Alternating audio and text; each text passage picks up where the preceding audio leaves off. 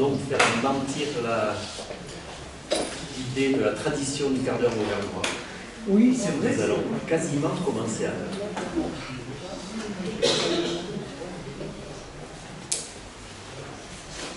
Je vois déjà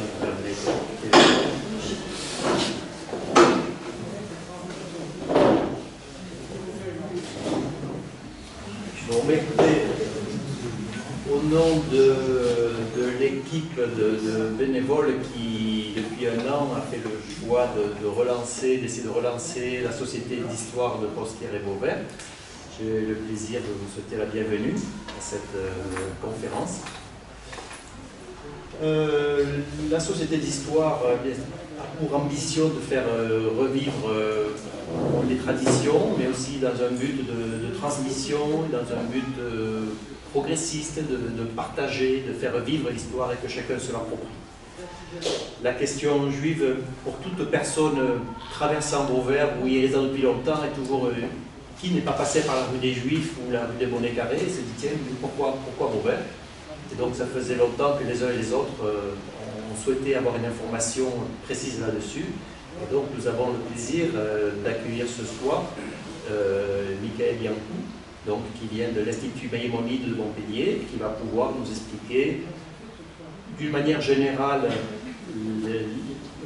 qu'est-ce qu'être juif peut-être, qu'est-ce qu'être juif en Occitanie dans le passé et comment l'histoire juive à Vauvert a été vécue. Peut-être comme on est locaux du centre Robert Bourdon qui a la gentillesse de nous accueillir, est-ce que Gabriel Saher va nous dire deux mots?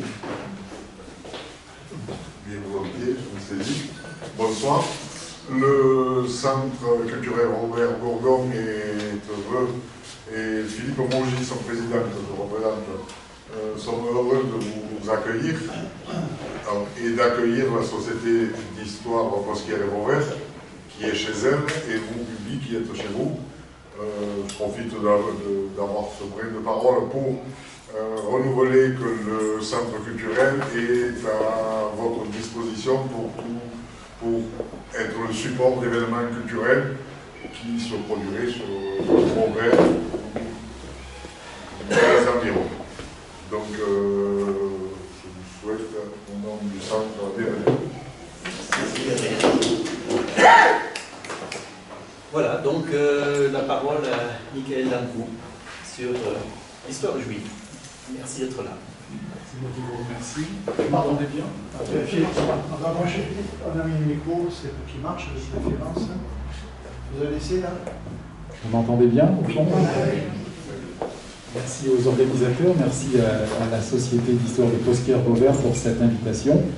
C'est avec plaisir et honneur que je réponds présent, parce que effectivement j'habite non loin à Montpellier et je sais ce que Vauvert, ce que Posquière représente dans l'histoire juive, dans la mémoire juive, et c'est ce que nous allons vérifier, c'est ce que nous allons apprendre, ou c'est ce que nous allons réapprendre ensemble ce soir.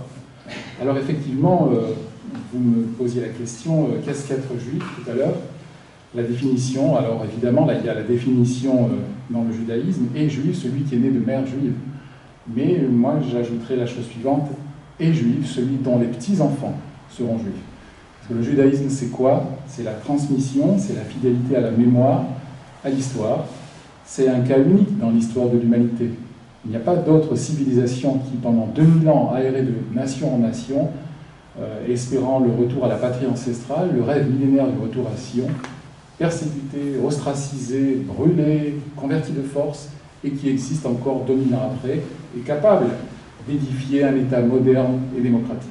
Et c'est le peuple d'Israël, c'est l'histoire d'une partie de ce peuple d'Israël qui a posé ses valises il y a fort longtemps sur les rives de la Méditerranée, Mare Nostrum en latin, Yamatichon en hébreu. Et je vous propose donc effectivement de nous pencher sur l'histoire des Juifs en Occitanie à travers les âges, avec bien évidemment un éclairage certain, un éclairage approfondi sur cette belle petite localité de Posquière-Vauvert. La première question que l'on peut, que l'on doit et que l'on va se poser ensemble ce soir est la suivante. À quand des Juifs à Vauvert et d'une manière plus large en Languedoc-Roussillon? Il n'y a pas de France déjà sans Juifs, vous le savez vraisemblablement. Les Juifs sont consubstantiels de l'histoire de France. On pourrait dire nos ancêtres les Hébreux pour vous faire sourire. Pas que nos ancêtres les Gaulois, les Gallo-Romains, les Arabes, les Grecs, les Latins, non, les Romains, il y a aussi les Hébreux. Eh bien oui. Avec la découverte non loin d'ici, au plan d'Orgon, dans le comtat de Messin, dans les années 60, d'une lampe à huile, avec une menorah, en hébreu, un chandelier à 7 branches, qui est le symbole premier du peuple d'Israël, le peuple juif, puisque c'était effectivement ce chandelier qui ornait les temples du roi David et Salomon. C'est le symbole premier du peuple juif. Par la suite, c'est l'étoile du roi David, qui était son fanion, sur son bouclier, c'était son blason, qui va s'imposer effectivement au fil du temps comme le symbole du peuple juif, signe d'infamie au Moyen-Âge, avec le port de la rouelle, ça renvoie au Denis de Judas le Traître, qui va s'affirmer encore plus, effectivement, comme signe d'infamie à l'époque contemporaine, puisque Hitler en fera effectivement un signe de stigmatisation avec l'étoile jaune, qui deviendra un symbole de fierté, puisque les sionistes reprendront cette étoile qui se voulait infamante pour en faire un signe de fierté dans le drapeau israélien, où vous avez les symboles du talit, du châle de prière, bleu et blanc, et l'étoile du roi David. Il dort, il ne sommeille, le gardien d'Israël, un extrait d'Exode. Donc effectivement, avec la découverte au plan d'Orgon dans le comtat de Messin, d'une lampe à huile qui date du 1er siècle de notre ère, nous pouvons affirmer que les Juifs sont là, dans l'ère hexagonale, depuis au moins cette époque. Là où vous avez des Romains, vous avez des représentants de la loi mosaïque. Le peuple romain a effectivement colonisé la terre d'Israël, puisqu'il y a effectivement eu une présence romaine, je ne vous l'apprends pas, avec la chute du second temple de Jérusalem par les légions romaines, Titus, le début de la diaspora, le terme français, diaspora vient de l'hébreu, hein, n'est-ce pas, la dispersion, et l'arrivée comment dirais-je, de représentants de la loi mosaïque, de la loi de Moïse, en Euroméditerranée, avec deux courants qui, petit à petit, remplacent le culte au temple du roi David et Salomon, où il y avait des sacrifices de végétaux, d'animaux, il n'y a jamais eu de sacrifice humain dans le judaïsme antique. Deux mouvements qui vont s'affirmer au fil du temps, les juifs de la synagogue et les juifs de Jésus, qui lentement, mais sûrement, deviendront une religion à part entière. Hein. Bon, je ne dis peut-être pas dans l'ordre, il y a effectivement Saint Paul qui affirme plus de circoncision des corps, mais circoncision des âmes, plus d'interdits alimentaires jugés contraignants, et plus de jours chômés le samedi, mais le jour d'après.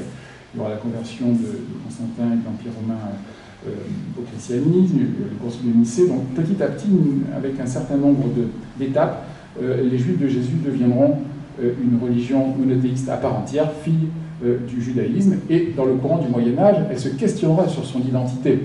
Est-ce que je suis le Vérus Israël? Est-ce que je suis le vrai peuple juif? Est-ce que c'est moi, Ecclésia, ou est-ce que c'est mon père, Synagoga? Et on aura finalement ce questionnement, cette dualité, cet affrontement entre chrétiens et juifs, et l'Église ira jusqu'à représenter dans la pierre, effectivement, ce questionnement.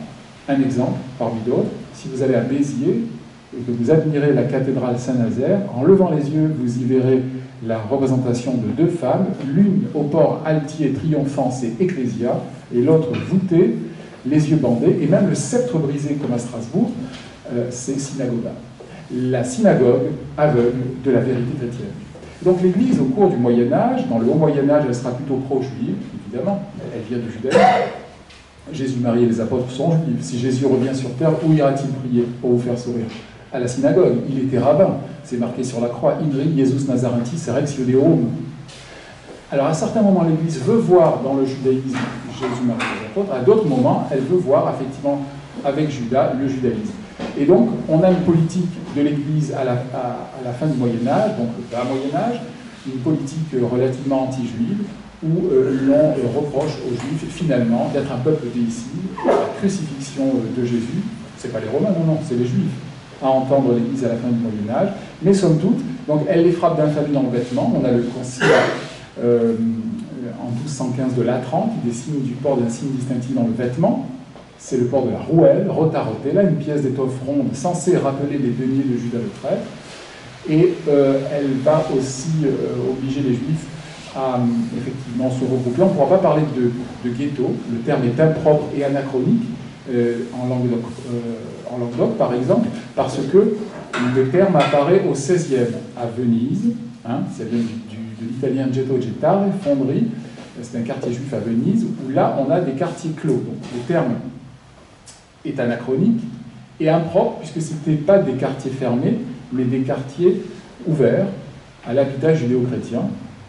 Mais les juifs, pour le point qu'ils s'enracinent, n'avaient pas le droit d'être propriétaires, ils n'étaient que locataires. Donc, ne jamais employer pour le Languedoc-Roussillon le terme de ghetto. C'est anachronique et impropre. À Pézenas, longtemps, on avait pu voir une inscription ghetto. Dans l'absolu, c'est pas faux, c'était le quartier juif médiéval, mais véritablement impropre parce que anachronique. Voilà, impropre et anachronique. Et pour Vauvert, pareil, pour Montpellier, idem, pour Lunel aussi, pour Nîmes également. L'ensemble des localités occitanes avaient des quartiers juifs, mais non point clos. Et donc, par exemple, à Montpellier, moi, pour vous le rappeler, je suis de l'Institut Maïmonide, je suis directeur de l'Institut Maïmonide de Montpellier, et notre institut est basé dans le bâtiment synagogal médiéval, dans l'un des deux quartiers juifs de la cité, celui-ci dans le fief seigneurial Guillem, sous protection royale, et un quartier juif existait à l'époque médiévale, jusqu'aux expulsions du XIVe siècle des monarques français, c'est celui dit de la salle l'évêque. On a un quartier juif dans le fief seigneurial, le quartier dit de la Barallerie, et un deuxième quartier juif dans le quartier épiscopal sous la protection de l'évêque de Maguelone. Je protège mes juifs parce que Jésus m'a les apôtres, je les persécute de temps à autre, comme lors de la Semaine Sainte, qui effectivement est associée à la crucifixion de Jésus. Et nous avons aussi en Espagne, médiévale, souvent des persécutions, pas employer les termes de pogrom, c'est anachronique aussi, mais d'émeutes anti-juives à l'endroit des juifs au moment de la Semaine Sainte qui correspond à la crucifixion de Jésus. Donc effectivement, ici, en Occitanie, il y avait des communautés juives très haut dans le temps, depuis la chute de l'Israël antique, à Lunel, à Vauvert, qui s'appelait Posquière, à Nîmes, à Montpellier. Alors, on a des arrivages en fonction des créations de la cité. Montpellier n'est pas romaine, par exemple, mais on a des traces à Narbonne, qui est restée dans la mémoire juive, comme la ville du phare de la sagesse, Nerbina, un jeu de mots avec Narbonne. Charlemagne en personne atteste d'une royauté juive à Narbonne. Donc nous avons des implantations hébraïques très tôt dans le temps, dès l'époque gallo-romaine. Et dans le courant du XIIe siècle, nous verrons l'affirmation d'un judaïsme important, avec notamment le lignage des Kimri, pour Narbonne, un lignage andalou, de souche andalou, avec David, le fils, le prince des Gramériens, auteur du fameux Sefer HaShorashim. Donc un premier arrivage, je vous le précisais donc effectivement pour l'époque gallo-romaine, un deuxième arrivage au début du XIIe siècle. Au début du XIIe siècle, dans le sud de l'Espagne, en Andalousie, un islam fondamentaliste va succéder à un islam que nous qualifierions aujourd'hui avec nos mots actuels de tolérant, ouvert, etc. Islam almoravi. Point de lecture apologétique des faits, chrétiens et juifs sont des citoyens de seconde zone, soumis à la dignitude avec l'islam, mais somme toute des rencontres quand même majestueuses dans la culture, avec deux génies de la pensée qui vont émerger, Maïmonide pour le monde juif, connu dans le monde arabo-musulman comme Ibn Maïmoun, Ben Maïmon en hébreu, et Averroès pour le monde arabo-musulman, le nom latinisé d'Averroès, Ibn Rushd en arabe, deux effectivement intellectuels, philosophes, tort d'avoir raison trop tôt, conciliateurs de l'inconciliable pour l'époque, les raisons du cœur et de l'intelligence, la foi et la raison. Non compris par leurs contemporains et co-religionnaires, tensés, montrés du doigt, mais l'histoire les a retenus, eux, et non pas ceux qui les ont stigmatisés, non pas les fondamentalistes juifs et musulmans. Ça, c'est intéressant. Donc, Averroès et Maïmonide, 11 ans d'écart, les deux livres qui sont sortis il y a quelques années sur ce beau tandem, ils ne se sont pas connus. Averroès avait 11 ans d'avance, oui, et effectivement, ce sont deux cordons. Nous pouvons affirmer que ce sont aujourd'hui des personnages revendiqués dans les mondes juifs, même dans les milieux pieux juifs et arabo-musulmans, mais à l'époque, ils étaient considérés comme trop ouverts. Maïmonide voulait introduire la Sophia grecque dans la Torah, dans l'interprétation de la Torah mosaïque, dans la Torah de Moïse, dans la loi de Moïse. Et effectivement, il y a eu des controverses à Montpellier, on y reviendra, autour de la pensée maïmonidienne. Donc, Averroès et Maïmonide sont restés à la postérité. Il y a un beau film de Youssef Chahine, Destin, je crois, qui raconte la vie et l'œuvre d'Averroès. Et les ouvrages averroïstes, la pensée averroïste sera disputée à Montpellier, tout comme la pensée maïmonidienne. Nous y reviendrons bien évidemment. Donc au début du XIIe siècle, en 1140, il y a des persécutions au sud de l'Espagne par les Almohades qui ont succédé aux Almoravides, qui prennent un islam rigoriste, lecture fidéiste des préceptes étant non étayés par la raison, et qui donne le choix aux Juifs, la conversion, l'exil ou la mort. La plupart vont prendre le chemin de l'exil, quelques-uns vont se convertir, voilà. Et donc nous aurons effectivement des Juifs qui arriveront en Occident. Certains en Orient, comme la famille Maïmonide, qui posera ses valises à Fès, ville jumellette Montpellier, puis à Foussa au Vieux-Caire, où Moïse Maïmonide deviendra le médecin du fils de Salahadin, de Saladin. C'était un théologien Maïmonide, un médecin, auteur d'un ouvrage monumental, son opus magnum, le Moré des Bochrim en hébreu, le Dalalat al-Halin en arabe, Guide des perplexes, mal traduit en français par Guide des égarés. Traité arabe sur la forme, mais un livre éminemment juif sur le fond. Les Juifs, au Moyen-Âge, en Andalousie musulmane, n'avaient point le droit d'écrire dans la langue du prophète. Donc, comme hébreu et arabe sont des langues cousines, sémitiques, les Juifs vont l'écrire en arabe avec des caractères hébreux, et la traduction de cet ouvrage monumental du judaïsme, écrit en arabe avec des caractères hébreux, va être traduit à Lunel en 1204, de l'arabe avec des caractères hébreux, en hébreu, de l'arabe avec des lettres hébraïques, en hébreu, en 1204. À Lunel, traduction d'un ouvrage incontournable du judaïsme, le Guide des perplexes, Guide des égarés. Et donc si on ne devait retenir qu'une seule chose, qu'une seule ville, pour l'Occitanie, ça serait indubitablement Lunel, voire Montpellier, Lunel. Mais tout de suite derrière, nous avons Vauvert, en numéro 2. Donc si on devait faire un classement plus ou moins subjectif, plus ou moins objectif, ça dépend. Lunel, oui, la traduction du Moré des Bochrim. Lunel, appelé Yaréar par les Juifs occitans, la ville de la Lune, voulant édifier une nouvelle Jéricho, en hébreu, en Israël, territoire palestinien, Jéricho, Yéricho, la ville de la Lune. Lunel. La légende veut même qu'ils aient fondé cette cité. En histoire, il faut des preuves tangibles. Il vaut mieux attendre le début du XIIe siècle, où nous avons effectivement des renseignements sur l'histoire des Juifs lunélois.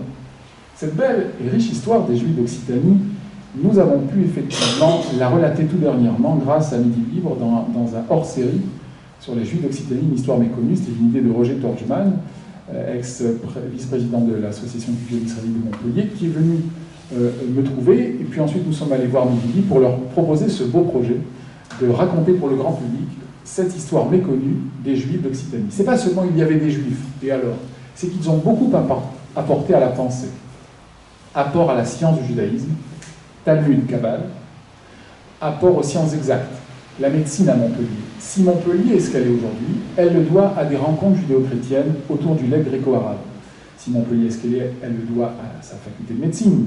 Et au départ, école de médecine, et bien avant, des rencontres judéo-chrétiennes autour du legs gréco-arabe. Les Juifs ont véhiculé tout le savoir ibérique d'expression arabe, les passeurs de culture entre l'Ibérie musulmane et la chrétienté féodale. Ils ont joué un rôle prééminent à Montpellier, appelé un peu la petite Cordoue, puisque nous avons des rencontres sémitiques autour de l'héritage grec arabe.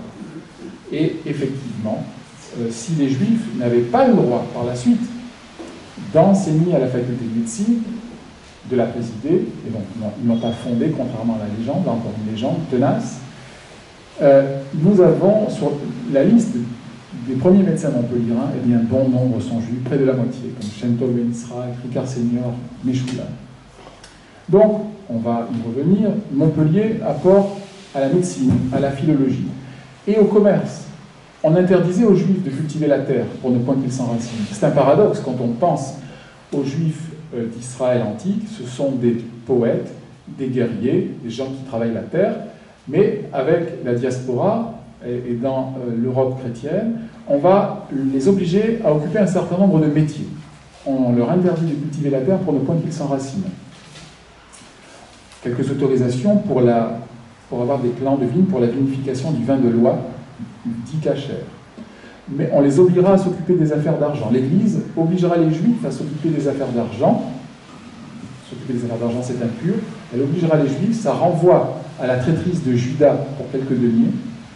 C'est ainsi que le Juif ne deviendra pas un peuple d'argent au fil du temps, mais que ce lien des Juifs et de l'argent, qui est quand même le cliché judéophobe, antisémite numéro 1 encore aujourd'hui dans le monde, puisqu'on a tué Ilan Halimi fort de ce cliché, n'est-ce pas?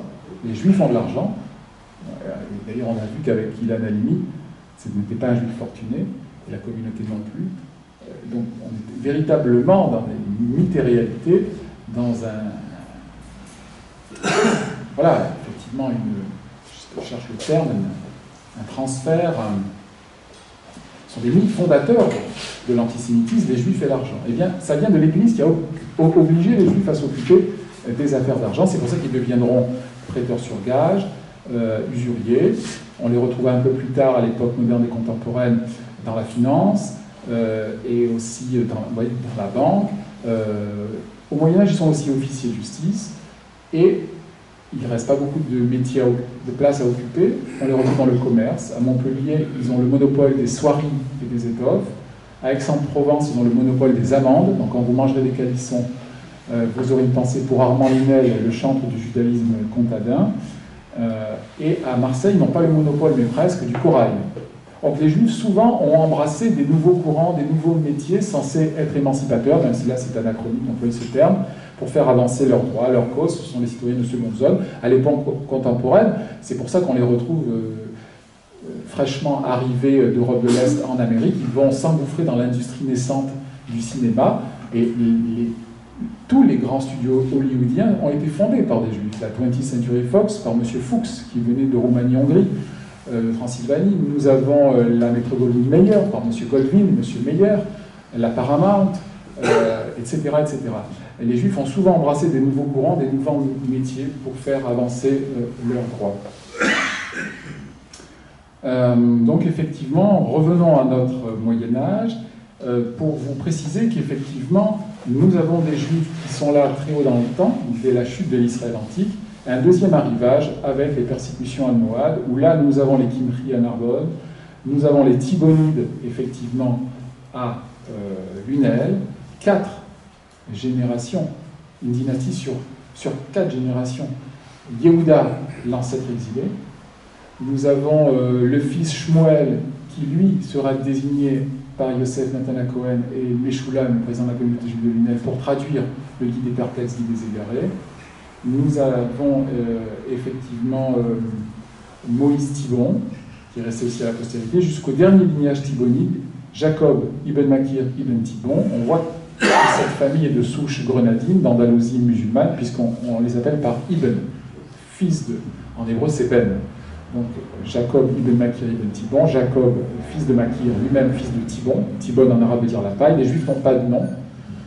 Dans l'Israël antique, on est un tel, fils d'un tel, une telle, fille d'une telle. Shlomo ben Yaakov, Salomon, fils de Jacob, Sarah bat Rivka, Sarah, fille de Rebecca. C'est pour ça qu'on va leur donner des noms des localités dont ils sont originaires.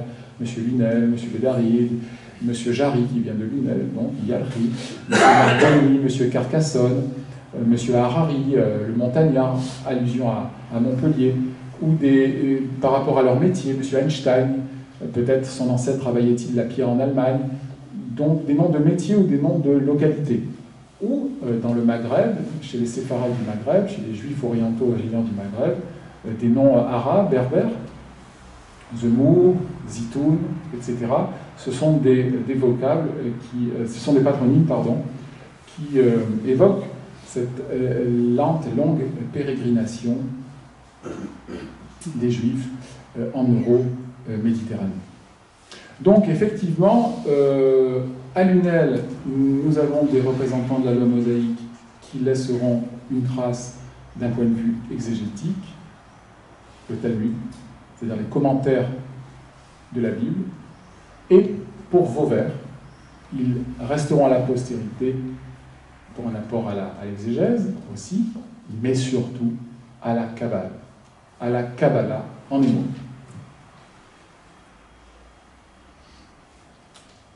Excusez-moi.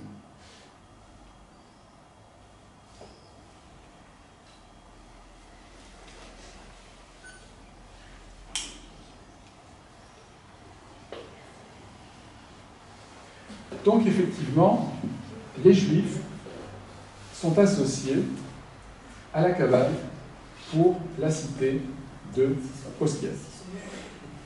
On parlait de 1140 et des persécutions almohades avec un contingent de Juifs qui posent leurs valises en Occitanie, vers le versant occidental, quand d'autres préfèrent le versant oriental. Et nous avons effectivement des Juifs à Vauvert. Benjamin de Tudel, dans son Sefer Massahot, dans son carnet de route, en 1160, dit ceci. De là, il part de Lunel, il y a 2 parasanges pour Postières. C'est une grande ville qui compte plus de 400 juifs, abritant une grande école talmudique, dirigée par le grand rabbin Avraham, fils de David, d'heureuse mémoire. C'est un grand homme d'action et un grand savant du Talmud et de la Bible. On vient chez lui des pays éloignés pour apprendre la Torah et l'on trouve un grand repos dans sa maison. Et si certains ne peuvent subvenir à leurs besoins, c'est lui qui offre les dépenses avec sa propre fortune, laquelle couvre tous leurs besoins. Alors quand Benjamin de Tudel, qui est un rabbin itinérant venu de Navarre, qui narre dans son Sefer Massahot, dans son livre des voyages, qu'il a côtoyé bon nombre de communautés juives florissantes, effectivement à Vauvert, il visite vers 1165, je le cite, ce gros bourg situé à 2000 de Lunel et à 3000 de Saint-Gilles. La communauté de cette ville comptait 40 membres, plus sûrement que 400. Ils habitaient un quartier spécifique, séparé de toute habitation chrétienne, la carrière des Juifs. Alors, on ne peut pas parler de ghetto, je voulais préciser. Le vocable qui revient très souvent en provincia, et notamment, c'était d'ailleurs l'est de la provincia. Alors, provincia, ce n'est pas Provence, hein, c'est Provence-Languedoc. Nous avons le terme de carrière, que l'on retrouve dans le comtat venessin, qui est une enclave pontificale indépendante du royaume de France, qui sera rattachée à la France à la Révolution, où là, les Juifs, quand ils sont expulsés de France et du Languedoc français, iront trouver refuge chez le pape d'Avignon, qui sera accueillant, qui sera tolérant. Alors, ils n'auront pas la même liberté de penser, ni d'agir. Ils seront cantonnés dans un quartier là, clos, la carrière des Juifs, à Carpentras, en terre carpentracienne, à Cavaillon, en Avignon et à L'Isle-sur-la-Sorgue. Des quartiers clos. Donc c'est comme des ghettos, même si là c'était anachronique encore. Là, c'est pas impropre, c'est des quartiers fermés, la carrière. Et on retrouve ce terme, la rue, le quartier, aussi en Espagne, calle en espagnol, calle en catalan. La communauté juive de cette ville compte 40 membres, plus sûrement que 400. Ils habitent un quartier spécifique séparé de toute habitation chrétienne, carrière de juifs. Alors en témoigne un bail consenti en 1397 par Pierre, l'abbé de Francvaux, en faveur de Bernard Rodès, d'une cour et d'une maison située in dicto loco posqueris, in carriera publica vocata carreria iudeum. La carrière des Juifs. Alors l'abbaye de Francvaux possédait en effet d'importantes propriétés, non seulement à Postières et dans les grandes localités de la sénéchaussée de Beaucaire, mais également dans la paroisse de Saint-Sauveur-du-Pin, près de Montpellier. Cette rue en longueur que vous connaissez, bien évidemment, a abrité au temps faste du judaïsme languedocien une école rabbinique célèbre, l'Académie du Rabbad, acronyme, contraction de Rabbi Avraham ben David, le rabbin Avraham, fils de David, et de son fils Isaac, l'aveugle. Vauvert est associé à la Kabbale. Pourquoi le Languedoc est une terre de Kabbale? Pourquoi? La Kabbale, dans le sens le mysticisme juif, pas l'ésotérisme. Pas la Kabbale chrétienne de Pic de la Mirandole. Pas non plus pour vous faire sourire la Kabbale de Madonna. Non, le sens caché des mots, le mysticisme juif. Les Kabbales en hébreu, ça veut dire recevoir. Kabbalah, ça veut dire réception. Alors les ferments, on l'a dans l'Israël antique, là encore, mais les premiers documents kabbalistiques de l'histoire de l'humanité émanent de votre cité, au XIIe siècle. Et oui, de l'Académie du Rabbad et de son fils, Isaac Labelle. Elle va fleurir après, n'est-ce pas, en Palestine-Israël, à l'époque d'Yitzhak Luria, notamment, à Safed, l'une des 4 villes saintes du judaïsme. Elle fleurit en Espagne, après l'expulsion de France. Après l'expulsion d'Espagne, 1492, elle fleurit en Terre Sainte. Mais les premiers documents émanent de votre cité. Pourquoi? Selon Moshe Hidel, professeur à l'Université hébraïque de Jérusalem, considéré comme le plus grand savant en matière en recherche kabbalistique depuis, effectivement, Gershom Scholem, il se définit d'ailleurs non pas comme son héritier, mais comme son continuateur, le Languedoc, l'éditeur de Kabbale, parce que Provence-Languedoc, au XIIe, une région carrefour où circulent les gens, les styles de vie, les idées. Le XIIe siècle est un siècle de renaissance dans les milieux chrétiens qui influencent le monde juif, et les juifs ne veulent pas être en reste, et consignent noir sur blanc, je vais dire sur papier, non, sur parchemin, hein, parce qu'on est avant l'imprimerie, des traditions effectivement fort anciennes, et on va détailler. Mais revenons à notre rue de Vauvert, de Posquière, cette rue en longueur qui a abrité au temps faste du judaïsme, languedocien, une école rabbinique célèbre. Selon une ancienne charte confirmée le 4e jour des Calades d'avril 1235 par Rostinde de Posquière et renouvelée le 5 décembre 1279 par Guigon IV, aucun étranger ne pouvait résider à Posquière sans l'autorisation des seigneurs et des consuls. Les Juifs ont dû solliciter donc cette permission. Le seigneur de Posquière était tout disposé à les accueillir en son domaine. Alors Rostinde II, lors de son mariage avec Hermesinde, fille de Bernard Aton IV, vicomte de Béziers et de Nîmes, allait recevoir de sa femme en bien dotal, outre les châteaux de Beaucaire, Calvisson et Marguerite, un juif de Béziers, Benjamin, avec toutes ses possessions.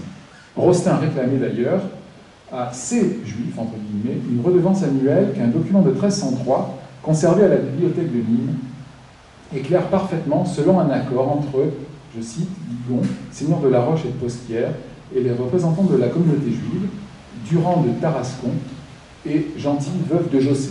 On y reviendra tout à l'heure, Durand et Dupont sont des noms juifs. C'est vrai, hein? Durand, seigneur de la Roche et de Posquière, et les représentants de la communauté juive, donc Durand de Tarascon et Gentil, veuve de Jossé. Ces derniers reconnaissaient que les seigneurs de Posquière avaient de tout temps levé une taille spéciale sur les juifs, propriétaires de biens, dont la valeur atteignait au moins 100 sols. Par suite, ils s'engageaient, eux et leurs successeurs, tant qu'il leur conviendrait de demeurer à Posquière, à payer à Guigon pour Noël un florin de la valeur de 10 sous de petits tournois ou de monnaie courante, en échange de quoi le seigneur promettait de veiller sur leurs personnes et biens au même titre que ses autres sujets. Alors 3 ans plus tard, Philippe le Bel, monarque français, roi de France, ne s'embarrasse pas de tel accord, s'empare des biens des Juifs et de son royaume.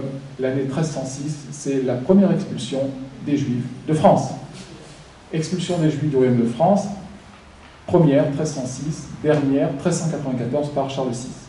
Et à cette date, et en théorie seulement, il n'y aura plus de Juifs en France jusqu'à la Révolution française. La France se vide de Juifs, un siècle après l'Angleterre. Presque 2 siècles avant l'Espagne et le Portugal, 1492 Espagne, 1497 Portugal, où là les Juifs en 1497 du Portugal iront directement à Amsterdam dans les Pays-Bas. 1492, beaucoup vont trouver refuge avec des caravelles directement dans l'Empire ottoman, chez le sultan. L'Europe se vide de Juifs tôt. La France se vide juifs de tôt, se vide tôt des Juifs, mais la France est le premier pays à émanciper les Juifs, tout un chacun, en 1789-1791, avec la déclaration de la Révolution française et la déclaration des droits de l'homme et du citoyen. La France expulse tous ses Juifs, mais la France est le premier pays à émanciper les représentants de la loi mosaïque, le deuxième dans le monde, après les États-Unis d'Amérique. Alors je disais tout à l'heure que Durand et Dupont sont des noms juifs. Oui, Durand, alors Durand, effectivement, sans D, Duran, D-U-R-A-N, est un patronyme juif. M. Duran de Lunel a écrit une prose rimée lors de l'expulsion des Juifs au XIVe siècle de Montpellier, où on perçoit toute son amertume, toute sa tristesse, à l'idée de perdre sa montagne, Montpellier. Et il fait un parallèle avec la perte du mont Moria lors, effectivement, de la diaspora, de la chute de l'Israël antique. Au grand mont de Montpellier, etc. Nous avons reproduit cette citation sur l'une des 7 vitrines historiques explicatives que nous avons apposées, l'Institut Maïmonide et la ville de Montpellier, dans les années 2000, pour sensibiliser le passant. Car à l'Institut Maïmonide, nous avons en sous-sol, 3 étages plus bas, l'un des plus anciens bains rituels juifs. J'y reviendrai tout à l'heure, sur le patrimoine montpelliérain. Donc voilà pour, je ferme la parenthèse, concernant Durand ou Dupont. Philippe le Bel expulse les Juifs en 1306. Il s'empare. Alors pourquoi il les expulse? Une raison économique, garder leurs biens, même si les 3/4 ne sont pas riches, effectivement. Pour des raisons effectivement aussi religieuses. Ils ne sont pas chrétiens. La petite communauté juive de Posquière, où va-t-elle? Eh bien, elle se réfugie dans le comté de Provence, où ils auront un sursis, en Roussillon et dans le comtat messin. Abraham ben David, qui vécut entre 1125 et 1198, est la figure emblématique, la figure paradigmatique des Juifs de Posquière. Et Benjamin de Tudel l'a rencontré vers les années 1160. Il est formé à Lunel auprès du célèbre Meshulam ben Yaakov, Meshulam fils de Jacob, l'autorité locale, qui va mettre à profit les talents des réfugiés andalous. Et à Narbonne, il fait un court séjour à Montpellier, puis fonde dans la ville de Nîmes une académie. Sa réputation de savant talmudiste, donc c'est un connaisseur des arguties talmudiques, commentaire des rabbins sur la Bible hébraïque, était grande. Achevant son périple dans la cité d'Arles, à la présence juive séculaire, il finit par retourner à Posquière pour y fonder une yeshiva, une école rabbinique, d'où émergea notamment Jonathan, ben David à Cohen, Jonathan, fils de Jacob le Cohen, les Cohen et les Lévi, ce sont des descendants des prêtres du temple de Jérusalem. Il y avait 3 catégories, les grands prêtres, les Cohen au temple, les Lévi, et le peuple était appelé Israël. Donc effectivement, il finit par retourner à Posquière pour y fonder une yeshiva, d'où émerge notamment Jonathan ben David à Cohen, auteur d'un commentaire sur les halachot, donc c'est effectivement le code talmudique d'Alphaci de Fès, et sur la demande duquel Maïmonide envoie son guide des perplexes à Lunel, que Shmuel Thibon allait achever de traduire de l'arabe en hébreu en 1204, l'année de la mort de Maïmonide du reste. Et il a souligné, il a salué l'initiative de la ville de Montpellier qui en a fait l'acquisition récente. Donc, c'est un document de Yosef Nathan à Cohen qui a désigné le fils Thibon pour traduire l'ouvrage de Maïmonide. La tradition rapporte que cette yeshiva, donc l'école talmudique rabbinique de Vauvert, fut ouverte à bien des étudiants itinérants. Beaucoup de voyageurs juifs se sont arrêtés dans l'académie rabbinique de Vauvert. Cela n'exclut pas des tracasseries dont Abraham ben David fit l'objet. Alors, on rapporte qu'il aurait été emprisonné à la suite d'un différend avec le seigneur de Posquière, Elzéar, en 1173. Le vicomte Roger II, suzerain de Posquière, y remédia et Abraham ben David put revenir à Posquière où il mourut à la fin du XIIe, en 1198, laissant 2 fils. Alors, outre ces nombreux commentaires talmudiques, on peut et on doit retenir ces notes critiques sur le Maor, le luminaire en français, de Zerachia Halevi, et le Mishneh Torah de Maïmonide, qui est un autre ouvrage important de l'aigle de la synagogue, du médecin Cordoue, Maïmonide. Sa profonde piété le rendait méfiant face aux spéculations philosophiques de Maïmonide, dont il ne niait point pour autant l'érudition. Opposé au rationalisme, il était enclin au mysticisme, dont hérita son fils Isaac l'Aveugle. Son fils Isaac l'Aveugle, qui vécut entre 1160 et 1235, adepte de la Kabbale et de la métempsychose. Sa cécité le conduisit à enseigner oralement Il aurait possédé l'art de discerner les âmes neuves, entre guillemets, des âmes vieilles. C'est dans la petite communauté juive de Posquière que la Kabbale a pris naissance. C'est chez vous, dans votre cité. C'est au commencement du IXe siècle que l'on fait remonter la première apparition du Sefer Yetzira, en hébreu le livre de la splendeur. De nombreux commentaires sur cet ouvrage vont fleurir sous la plume notamment d'Isaac l'Aveugle, l'évêque de Lodève, Jean Plantavi de la Pose, qui vécut au XVIe, XVIIe, 1565-1655, et qui aurait possédé un manuscrit de ce commentaire. Ainsi, si grâce à des apports extérieurs, le Languedoc devient pour ces Juifs terre de rationalisme, elle s'avère également terre de mysticisme. Alors pour le rationalisme, on va y revenir avec Montpellier. La Kabbale, de l'hébreu Kabbalah, tradition, réception, s'attache à puiser dans la transcendance et l'immanence divine, le sens d'une vérité de la vie religieuse dont chaque facette détient une révélation, bien que Dieu n'apparaisse qu'à travers l'introspection humaine. C'est en Languedoc fin XIIe qu'a été compilé le Sefer HaBahir, le livre de la clarté, présentant le système des 10 forces cosmiques et première manifestation du divin qui, sous le nom de Séphirot, sphère céleste, joue un rôle essentiel dans les développements ultérieurs kabbalistiques. Alors elle trouve ses représentants au XIIe et au XIIIe, cette Kabbale, avec Abraham ben Isaac de Narbonne, Abraham ben David de Posquière et son fils Isaac l'Aveugle, chez qui apparaît pour la première fois le terme Ein Sof, le terme hébraïque d'Ein Sof, sans fin, sans finitude, désignant Dieu en tant qu'il est caché et méconnaissable. Dieu, présence transcendant et immanent, partout présent et nulle part matérialisé. Né en pays d'Oc, né en terre d'Oc, à Posquière, Vauvert, la Kabbale allait se transporter rapidement sur une même ère culturelle, la Catalogne, zone effectivement occitano-catalane. Elle va fleurir ensuite en Espagne, en Catalogne en Espagne, jusqu'à l'expulsion de 1492 par Isabelle et Ferdinand, puis ensuite en Terre Sainte, avec notamment Yitzhak Luria. Et je renvoie au bel ouvrage de Gérard Mahon sur la Terre Sainte au temps des kabbalistes. Alors une partie de cette histoire fameuse des Juifs d'Occitanie, j'ai pu la restituer dans un ouvrage qui est paru en 2014, Les Juifs de Montpellier et des Terres d'Oc, figures médiévales, modernes et contemporaines.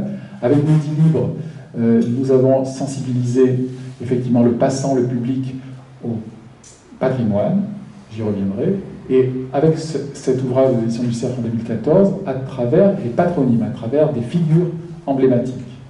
Vauvert, vous aurez compris, c'est le rabbin Abraham, fils de David, et son fils Isaac l'Aveugle, Lunel, les Thibonides, Montpellier, des médecins, des philologues, des commerçants, le dernier du lignage Thibon, Jacob ibn Makir ibn Thibon, notamment, mais aussi des docteurs de la loi, peu éclairés à l'époque, qui n'ont pas compris la pensée maïmonidienne.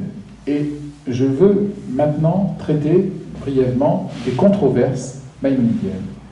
Vous aurez compris que Maïmonide est la personnalité la plus forte du judaïsme séfarade. Séfarade en hébreu veut dire Espagne, par extension les juifs du bassin méditerranéen. Par rapport à Ashkénaze, qui en hébreu veut dire Allemagne, les juifs d'Europe de l'Est. D'ailleurs, les juifs portent les noms des deux peuples qui les ont le plus aimés et donc persécutés.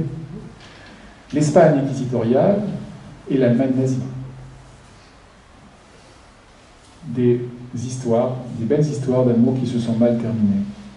Avec, effectivement, Maïmonide, nous avons en ce médecin de Cordoue, en cet aigle de la synagogue, en ce théologien, en ce codificateur de la loi orale, avec son opus magnum, nous avons un traité important, le Moreh Nebuchim, qui entendait concilier les raisons du cœur et l'intelligence, la foi et la raison. La foi et la raison. Athènes et Jérusalem. Les Juifs de Montpellier, il est vrai qu'il avait écrit pour des happy few, pour une minorité éclairée, la masse n'ayant pas saisi la substantifique moelle.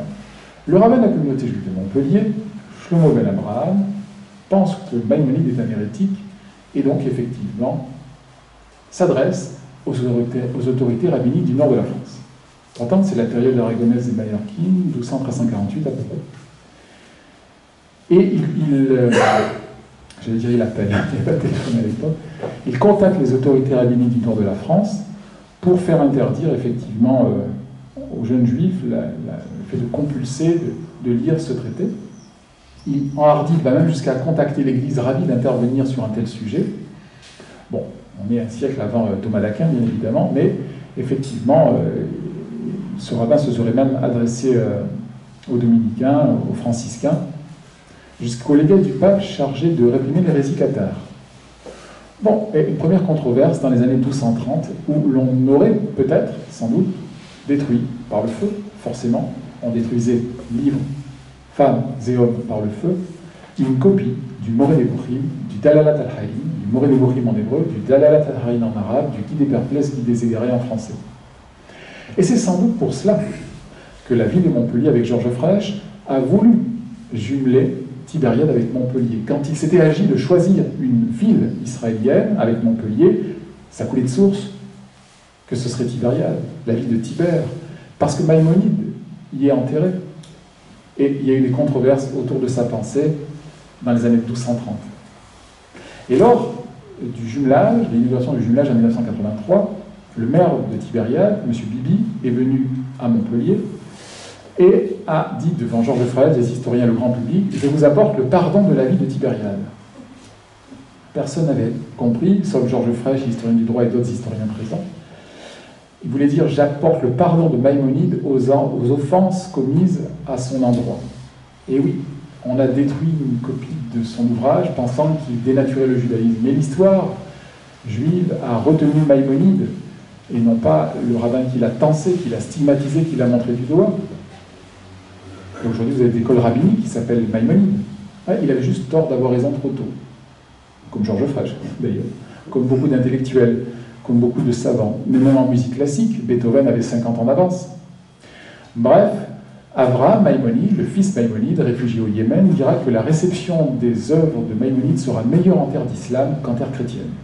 Et même si, point de lecture apologétique des faits, il y a eu de l'anti-judaïsme en terre d'islam, à l'endroit des juifs, on pourra y revenir pendant le débat, en terre chrétienne, évidemment, il y a les bûchers médiévaux et il y a la Shoah contemporaine, même si la Shoah n'a rien de religieux, puisque Hitler abhorrait tout ce qui était monothéiste, tout ce qui était religieux.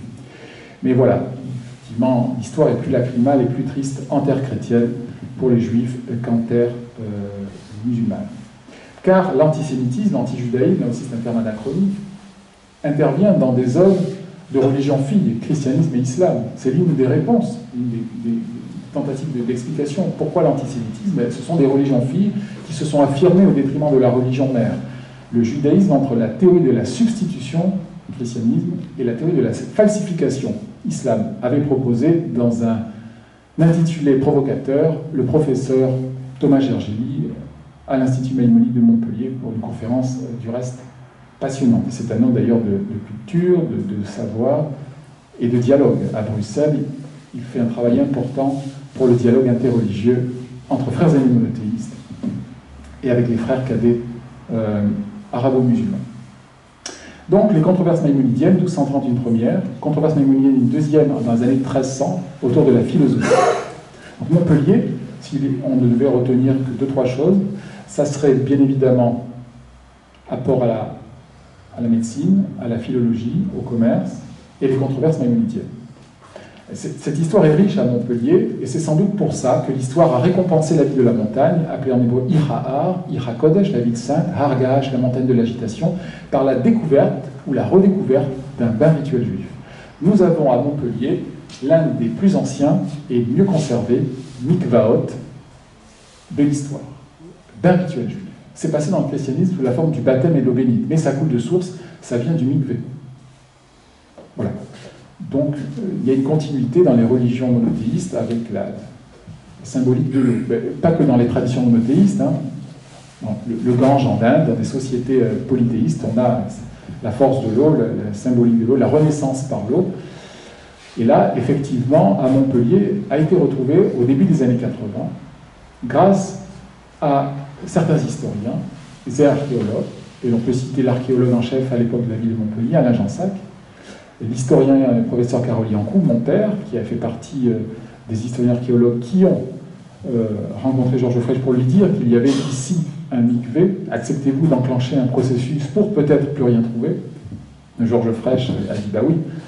Et quand d'autres maires, droite et gauche confondus, ont dit non, ailleurs en France, et là encore, il avait raison, on a pu mettre à jour et inaugurer pour le millénaire de la ville en 1985, moi j'étais petit, j'avais 12 ans, on a inauguré le mikvé de Montpellier, qui est daté du XIIe siècle. On a une trace archivistique en 1277 par un acte de vente d'une maison qui jouxte loin rue de la Barellerie, la synagogue et ses dépendances. Et à Montpellier, on a le plus ancien bar rituel juif européen, avec Worms en Allemagne, Bischheim en Alsace, Bessalou près de Gérone, Palerme et Syracuse en Sicile, il y a eu Cologne, je ne sais pas si je l'ai cité. Il n'y en a pas beaucoup. Et Montpellier, en France, on n'en a pas beaucoup, et donc Montpellier est richement doté. C'est l'un des deux plus anciens monuments religieux de la ville, avec la crypte de Notre-Dame. C'est un bijou de l'art roman. Il fait la fierté des Montpelliérains. Il est visitable lors des journées patrimoine. C'est le deuxième monument le plus visité à Montpellier. Parce qu'on s'intéresse à nouveau quant au judaïsme, et votre présence en témoigne, sur les racines juives de la France. Longtemps, on a dit les racines chrétiennes. Oui, évidemment. Et donc les racines juives, puisque c'est une religion fille. Mais maintenant, on emploie souvent le terme des racines judéo-chrétiennes, car la France était très enjuivée au Moyen-Âge, dans le bon sens du terme. Ici, un quart de la population au Moyen-Âge peut-être était juive. À Lunel, jusqu'à 20% de la population lunelloise était juive. À Rouen, 20% de la population était juive. À Montpellier, jusqu'à 10%. 10-20 000 habitants, et on a eu jusqu'à 600 à 1000 individus. Mais les expulsions des monarques français vont sonner le glas de communautés juives françaises et occitanes. Où vont nos juifs en 1306? Où vont-ils? En Espagne. Où vont-ils en 1394? Dans le comtat de Messin. Mais certains choisiront d'embrasser le christianisme. Deux familles notables à Montpellier, les Catalans, les Saporta. À Marseille, les d'Estienne d'Orbe, le célèbre cours d'Estienne d'Orbe, les Falco, les Grimaldi. Certaines familles choisiront de devenir chrétiennes, c'est les plus nantis, pour ne pas perdre leurs biens, leurs privilèges. L'Église n'était pas dupe, mais pensait que la descendance serait des bons chrétiens. Et elle, d'ailleurs, elle ne s'est pas trompée. Mais alors aujourd'hui, il y a un regain d'intérêt pour les racines juives de la France, de l'Europe, racines éminemment chrétiennes, mais ici, un mikvé, là, une pierre tombale, ici, une rue des Juifs, une rue de la Juiverie. À Saint-Paul-Trois-Châteaux, une inscription synagogale. Voilà, un petit peu partout, des graffitis hébraïques. Dans le comté, à Lourmarin, il y a une rue des Juifs, je crois, hein, une rue de la Juiverie. À Guérande, capitale historique d'Anne de Bretagne a été couronnée. Nous avons une rue des Juifs. Et les Juifs sont français, avant les Bretons. N'est-ce pas, Jean-Marie? Pour vous faire sourire. Les Juifs sont français avant les Bretons. Sont français avant les Niçois, avant les Savoyards. Voilà pourquoi, avec le sourire, on peut dire nos ancêtres, les Hébreux. Nos ancêtres, les Gaulois, les Romains d'abord et surtout, mais un petit peu aussi nos ancêtres, les Hébreux. Et dans la langue française, il y a quelques mots d'origine hébraïque. Il nous reste combien de temps? Quelques minutes, c'est bien. Voilà. Donc effectivement... Si vous voulez bien dire, elle est un petit peu plus loin des précisions sur la Kabbale, puisqu'elle est donc néo-ouverte. Je pense que la plupart d'entre nous, ça vous passe aussi. Voilà. Donc là, effectivement, là, je vous ai parlé de l'héritage kabbalistique pour Vauvert, de l'héritage juif de l'Occitanie, mais vous avez raison, il me faut effectivement préciser ce qu'est la Kabbale. Alors, le terme, on disait littéralement, désigne à l'origine toute tradition doctrinale, même biblique, à l'exclusion du Pentateuque, c'est-à-dire les 5 livres de Moïse, et plus particulièrement la transmission, d'abord orale, c'est une tradition orale qui va devenir une tradition écrite, d'enseignement concernant la pratique religieuse. Transmission orale, puis écrite, d'enseignement concernant la pratique religieuse. Et c'est seulement au XIIIe que ce terme désigne un système doctrinal particulier, et au XIVe que les penseurs de ce courant sont appelés kabbalistes, de préférence à toute autre désignation. L'apparition de la mystique juive coïncide avec la période des grands courants théosophiques. La théosophie, c'est la doctrine fondée sur la théorie d'une sagesse divine. De grands courants théosophiques et gnostiques. La gnose, c'est la connaissance des réalités de diverses natures religieuses et ésotériques. Et on peut suivre son développement ininterrompu du IIe siècle, après l'ère chrétienne, à nos jours. Alors, comme toute autre forme de mystique religieuse, elle cherche essentiellement à réinterpréter les données de la révélation en vue d'atteindre des réalités supérieures par le moyen de la connaissance, de la vision ou à travers une expérience vécue. La spécificité de la mystique juive, la spécificité de la Kabbale par rapport à la mystique grecque, à la mystique chrétienne, on pense à Pic de la Mirandole, ou de la mystique musulmane, s'exprime dans certains concepts fondamentaux qui demeurent permanents, quelle que soit la diversité des formes ou des moyens d'approche que revêtent ou adoptent les courants doctrinaux. La méditation est centrée en premier lieu sur le concept du Dieu vivant.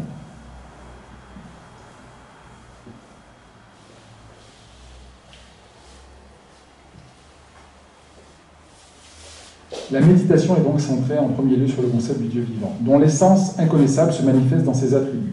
Ces attributs sont en même temps les étapes de procession du monde de la divinité, qui transcendent l'univers phénoménal et cependant activement présente dans tout ce qui existe.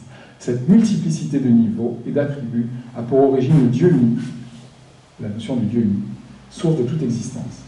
La finalité de l'investigation mystique est la connaissance de ce monde divin. Les deux instruments providentiels qui permettent de le réaliser sont la Torah, la Bible hébraïque, et la langue hébraïque. La Torah n'est pas seulement un texte composé de phrases et de mots, mais la manifestation concrète de la sagesse divine. La langue hébraïque reflète la nature spirituelle de l'univers. Les lettres qui la composent sont les éléments de la création. Alors, je ne vais pas développer parce que c'est un petit peu trop ardu la période talmudique du 2e au 5e siècle, la mystique du trône, la mystique de la Merkava au 3e et 7e siècle, du 12e à 1492, le Sefer HaBeir, on en a parlé, ou le mouvement des... Mais on peut, si le temps me le permet, ou peut-être une autre fois, nous traiterons du mouvement des Chassidim en Allemagne. C'est une histoire passionnante. Vous aurez compris que les ferments sont dans l'Antiquité, qu'elle va effectivement presque naître. Donc l'embryon, c'est l'Israël antique, le bébé, c'est Vauvert-Cosquières, puis ensuite le bébé grandit, et on le voit en Espagne jusqu'en 1492, puis ensuite en terre d'Israël, en terre sainte. Voilà ce que je pouvais dire de manière rapide sur l'héritage hébraïque dans votre belle cité, cette histoire juive de Vauvert qui tourne bien évidemment, vous l'aurez compris, autour de la Kabbale. Je vous remercie et si vous avez des questions et que je puis les répondre, je serai très heureux.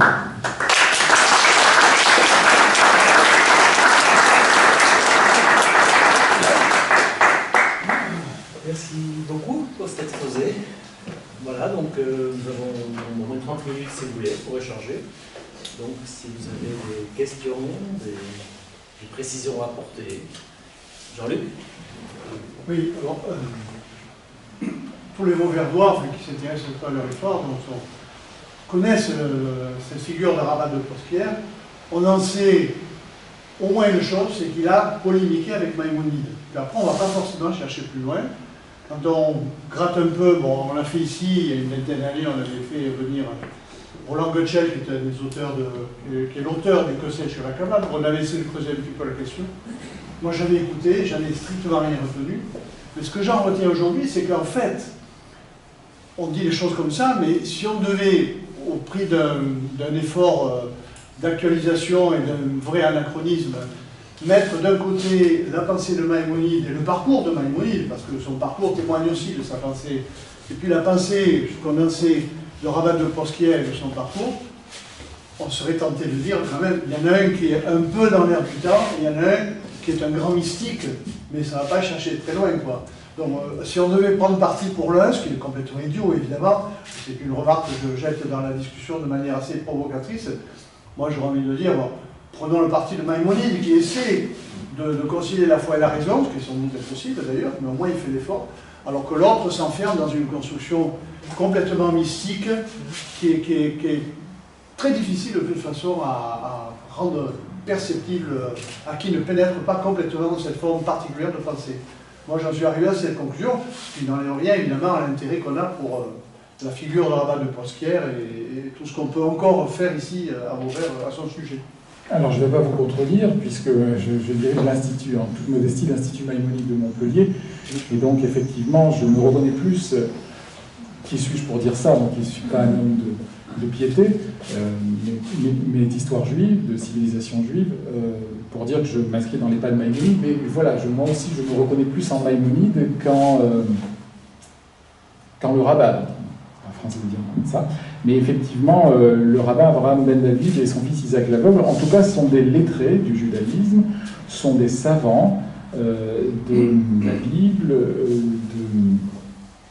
du Talmud, le commentaire des rabbins, et de la Kabbale. Et ils restent eux aussi à la postérité, mais effectivement, plutôt chez les religieux. Alors que Maïmonide, il est à la fois un homme de foi et un homme de raison. Et donc, effectivement, certains diront c'est subjectif, il est peut-être plus complet, je ne sais pas. Mais en tout cas, lui, il prônait effectivement une lecture fidéiste de la loi de Moïse, étayée par la raison. Il avait tort d'avoir raison trop tôt, il y aura eu effectivement des controverses, mais l'histoire a retenu Maïmonide, plus que Shlomo ben Abraham, ou lors de la deuxième controverse maïmonidienne, le rabbin Abba-Mari Ayarri, le rabbin Abba-Mari le lunédois, l'homme de la lune. En tout cas, le Rabbad et Isaac l'Aveugle sont très connus. Peut-être pas du grand public, du monde chrétien et arabo-musulman, mais dans les milieux juifs, oui, parce que, effectivement, les premiers documents kabbalistiques de l'histoire de l'humanité, ça ne vient pas de nulle part, c'est quand même énorme. Ça vient de chez vous, ça vient d'ici. Et ça, Vauvert restera ad vitam aeternam associé à la Kabbalah, qui est quand même quelque chose d'important, de fondamental dans la tradition juive, dans la loi juive. Donc effectivement, chacun, à son niveau, a laissé une trace indélébile pour ce qui est de la civilisation juive en euro-méditerranéen. Mais évidemment, Maïmonide est peut-être un peu plus connu, beaucoup plus connu. Merci, cette réaction. Trois petites choses. D'abord, est-ce que vous avez la connaissance de l'existence de la découverte d'un bain rituel à Vauvert, justement, rue Zigzag? Il y avait eu une publication qui avait été faite, je crois que peut-être M. Telade l'avait fait en son temps. On avait découvert dans une maison un bain rituel donc, qui probablement était en relation avec le quartier juif, puisque la rue des Bonnets-Carrés et la rue des Juifs sont à côté, c'est une petite rue adjacente. Ensuite, deuxième chose, bon, j'ai lu le livre de Madame Madeleine Ribaud, voilà, qui est donc Lunel, la Kabbale et l'étoile et la Kabbale, dans laquelle elle parle du symbole, des armoiries de Vauvert, ou plutôt du blason de Vauvert, avant celui que nous connaissons, c'est-à-dire le taureau sous l'arbre. C'était un puits qui était représenté, et il semblerait, enfin c'est sa théorie, que le mot Posquière vienne de chercher le puits. Ou chercher au fond du puits, quoi. La vérité, pour la lumière. Et elle rattache ça au puits de lumière dont parle Moïse, etc. Enfin, le puits de Jéthro, etc.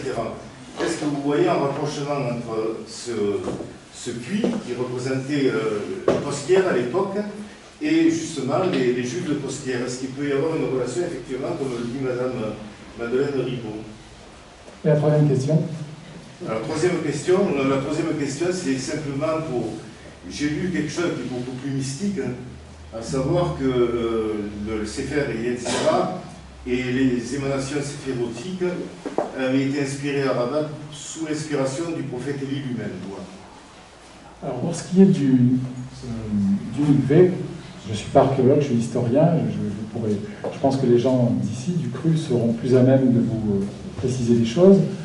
À ma connaissance, nous avons effectivement peu de bains rituels juifs dans la région. Il y a Montpellier, il y a à Perpignan, à présumé Mikvé, il y en a un aussi à présumé Mikvé en terre pissénoise, à Pézenas, non loin de là aussi à Cavaillon.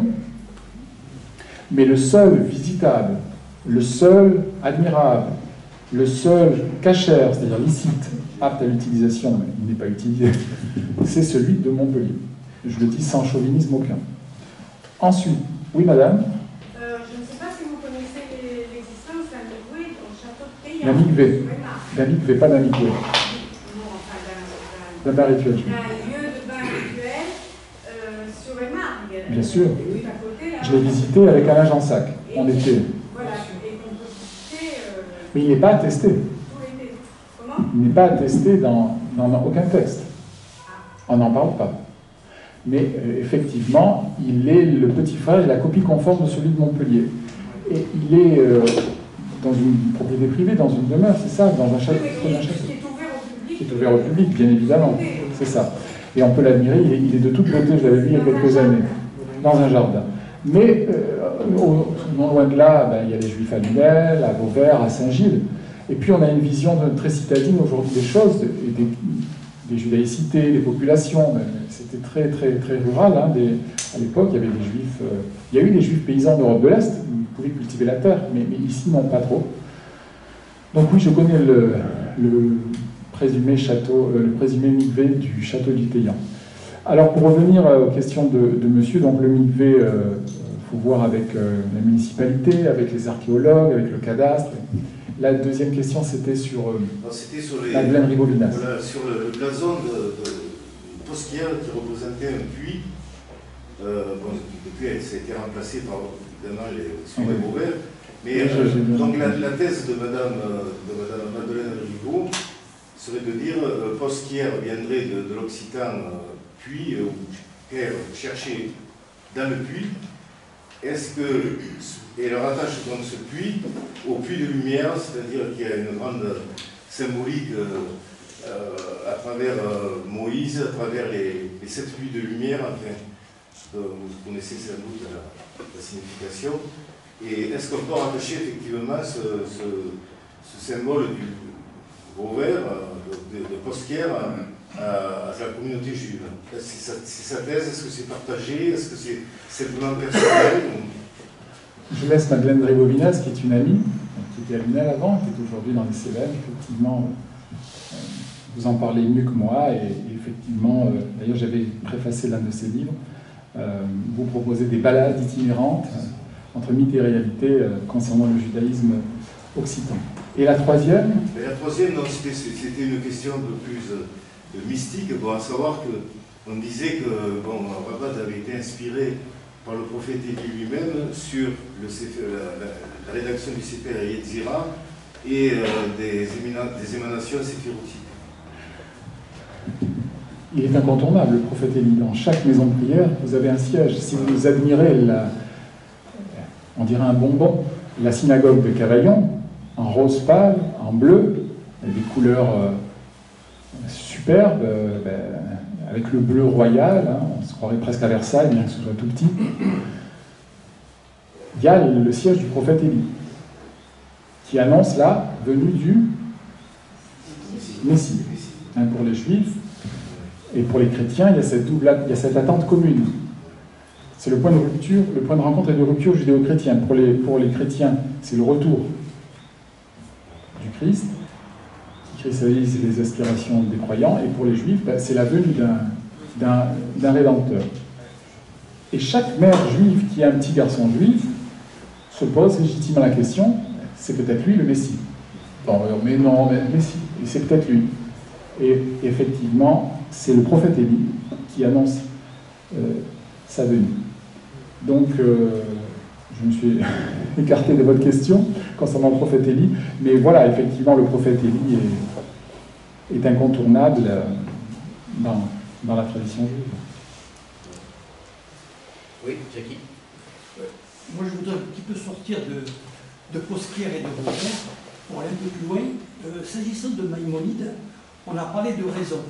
Et vous qui travaillez sur Maïmonide, est-ce que vous pouvez nous dire s'il y a eu une influence de Maïmonide sur Spinoza et par ailleurs aussi sur Descartes? Donc, quelque part, oui, Spinoza aussi, effectivement, c'est allé plus loin puisqu'on l'a excommunié. La communauté juive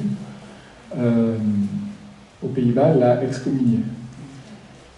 Il serait effectivement allé trop loin, mais l'histoire, là encore, a retenu Spinoza, comme l'histoire a retenu Maïmonide. Des intellectuels qui avaient tort d'avoir raison trop tôt, qui avaient un pied dans la communauté, un pied en dehors, qui ont essayé de déghettoiser mentalement le judaïsme, des gens qui sortaient de l'ordinaire. Je ne veux pas les comparer non plus à Jésus, hein, mais oui, c'était aussi un juif atypique, Jésus. La suite, on en a fait le fondateur d'une nouvelle religion, mais alors que lui, non. Hein. Lui, c'était juste, si on voulait expliquer aujourd'hui avec nos mots, on dirait que c'était un juif libéral, différent des autres. Et ça n'a pas plu aux juifs environnants. Mais ce sont les Romains qui l'ont arrêté, et ce sont les Romains qui l'ont crucifié. Ce ne sont pas les Juifs. S'il a été trahi, ce n'est pas que par Judas, mais par tous les apôtres. Hein. Il y a eu maintenant les avancées historiques qui disent qu'effectivement, ce n'aurait été que le bras armé des apôtres, Judas. Donc Jésus aurait été abandonné, trahi par les siens. Oui, moi, c'est une question beaucoup plus simple. À quel moment la diaspora de Vauvert, de Posquière, a commencé? Il y avait combien d'habitants, il y avait combien de juifs à ce moment-là exactement? Est-ce que vous le savez?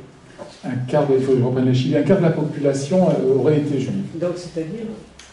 Il faut, je ne sais plus, vous savez peut-être moins la population de Posquière au Moyen-Âge. Voilà. Le chiffre 700 habitants, c'est Benjamin de Tudel qui donne 700, voilà. je crois. Benjamin de Tudel, dans son Sefer Massaot, parle de 700 individus. Donc un tiers serait des juifs, d'après le 400. Voilà. De 40 chefs de famille. Donc tout est relatif, c'est beaucoup par rapport à la population, oui. Mais c'est pas beaucoup aujourd'hui. Vous aviez 40, 60 juifs à Pézenas à l'époque médiévale. Oui. On parlait de quartier juif, bon, 60 c'est pas beaucoup, mais à l'époque c'était beaucoup. Oui. Montpellier lui-même c'était énorme, il y avait quand même près de 1000 individus. Oui, oui. Et je veux dire, quand ils sont partis d'ici, est-ce qu'on sait exactement où ils sont allés? Est-ce qu'ils sont partis en Espagne? Oui, ou, en Catalogne. Tous? Oui. Est-ce que ça s'est fait brutalement ou ça a été progressif? Il y a l'expulsion de Philippe le Bel. Oui, l'expulsion, voilà, mais ça n'a pas été immédiat. Alors, il y a eu des expulsions, oui. Des rappels. Oui. Alors, 1306, on les expulse une première fois, 1315, on les autorise à revenir, 1322, après 1340, voilà, 1360, 1394, expulsion définitive des Juifs du Royaume de France par Charles VI. Et à cette date, plus de Juifs en France jusqu'à la Révolution. Voilà. Oui. La France se vide de Juifs. Oui. C'est pour ça qu'on a du mérite à retrouver des restes synagogaux, des vestiges hébraïques, parce qu'il y a une absence de Juifs. C'est plus aisé d'en découvrir en Allemagne, où il y a une présence continue, ou dans le Comtat V, donc la pontificale, ou en Alsace, Lorraine, vu son statut. Mais là, quand vous avez une absence de Juifs, retrouver des vestiges anciens, médiévaux en l'occurrence, c'est une prouesse. Et quand ils ont préparé donc, la Kabbale, quand ils l'ont faite, comment elle s'est dispersée? Est-ce qu'elle a été transmise immédiatement, Montpellier, etc. Parce qu'on la retrouve assez vite en Allemagne. Et à ce moment-là, les moyens de locomotion n'étaient pas ceux qui sont maintenant. Hein. Effectivement, mais il faut imaginer la diffusion. On est avant l'imprimerie, il faut du temps pour copier, pour traduire. Voilà. Ce sont des incunables. Hein. Oui, bien sûr. Voilà. Mais voilà, donc, est-ce que ça a été très rapide, cette volonté de transmettre la carte? On est au Moyen-Âge. Oui. Il faut faire l'éloge de la lenteur. Aujourd'hui, on va trop vite. Au Moyen-Âge, on allait peut-être plus lentement. Il fallait du temps pour copier, pour traduire. La richesse dans le judaïsme, c'est pas l'argent, c'est le savoir. C'est pas le juif de l'argent que les ennemis du judaïsme. Mais c'est le juif du livre, le savoir. C'est la seule richesse. On a un témoignage bouleversant de Thibon à l'endroit de son fils, où son fils a été morigéné par son paternel. comme quoi il fait trop bombance dans les milieux chrétiens, dans les banquets chrétiens, au lieu de s'adonner à la calligraphie arabe, au lieu d'être plus sérieux, de travailler, d'étudier et de prendre soin de ses livres. Voilà, donc au Moyen-Âge, effectivement, tout allait plus lentement, et donc la diffusion, puisqu'il n'y a pas l'imprimerie, est beaucoup plus lente. Oui, parce qu'on en a très vite en Allemagne et partout des signes que la Kabbale a été transmise, mais partant d'ici, issus d'ici, un petit point perdu de... Et bien les Juifs ont été, vous avez raison, des passeurs de culture. Voilà, c'est ça. Ils ont diffusé la médecine arabe médiévale, la philosophie aristotélicienne, par le jeu des expulsions, et par le fait que dans le judaïsme on répond à une question par une autre question. Cette gymnastique intellectuelle fait que les Juifs ont souvent été à la pointe de l'intellectualisme. Parce qu'on les empêchait de pratiquer certains métiers, par les persécutions, par cette gymnastique intellectuelle, on a souvent les Juifs qui sont à la pointe. Voilà. La richesse a été la diaspora, finalement. Mais vous n'avez pas tort, c'est ce qu'a dit Elie Barnavi, que l'on va recevoir la semaine prochaine à Montpellier, dans la salle du conseil municipal de l'Hôtel de Ville, un éminent, qui était ambassadeur d'Israël, qui est un éminent historien, qui disait mais que ça n'engage que lui. Et il faut savoir que c'est un homme de paix pour deux États, un Israélien et un Palestinien. Je précise cela parce que la suite peut décontenancer. Il a dit si aujourd'hui il n'y avait pas eu la diaspora, la chute de l'Israël antique, on ferait partie de la Ligue arabe. Il voulait dire qu'ils auraient été islamisés. Peut-être, on ne sait pas. Mais les persécutions font que, arrivant en Euroméditerranée, ils ont d'abord apporté de nouveaux courants qui remplacent le culte au temple, le judaïsme de la synagogue et les juifs de Jésus, qui viendra le christianisme, et donc forcément leur destinée n'aurait pas été la même. Et donc il dit ça de manière amusante, Elie Barnavi, mais qui est un homme de paix, et qui est pour la paix entre Israéliens et Palestiniens, entre Juifs et Arabes au Proche-Orient, qui est un homme de dialogue, un homme très à gauche. Et voilà, donc on peut le soupçonner de rien d'autre, Elie Barnavi. Mais on peut aussi insister sur la transmission de la médecine, parce que quand on lit les croisades vues par les Arabes de Malek, on se rend compte de la médecine. Amin Malouf. Non, c'est Amin Malouf, pardon. On se rend compte de la médecine, donc, que les Juifs et les Arabes ont pratiqué après, mais d'abord que les Juifs pratiquaient, et qui a été transmise dans tout le courant méditerranéen. C'est pour ça que Montpellier, vous l'avez dit, est ce qu'elle est, c'est-à-dire que ça a été transmis par les Juifs. Oui, ça, oui. Cette diaspora a permis cette richesse. C'est ça, ils ont payé cher, hein. Ah oui, avec les bûchers médiévaux, avec les persécutions, avec la diabolisation des Juifs au cours des âges. Voilà. Mais ils ont aussi apporté beaucoup à l'humanité. Oui. Voilà, avec le christianisme, avec les transferts culturels sans précédent. Ils ont été des passeurs de culture entre l'Ibérie musulmane et la chrétienté féodale. Et ça, ils n'ont pu le faire que grâce au monde, enfin, que grâce, non, en grande partie au monde arabo-musulman andalou, qui a permis effectivement la floraison d'une science juive incomparable. Et ça, on l'a un peu retrouvé à Montpellier par la suite. D'autres questions ?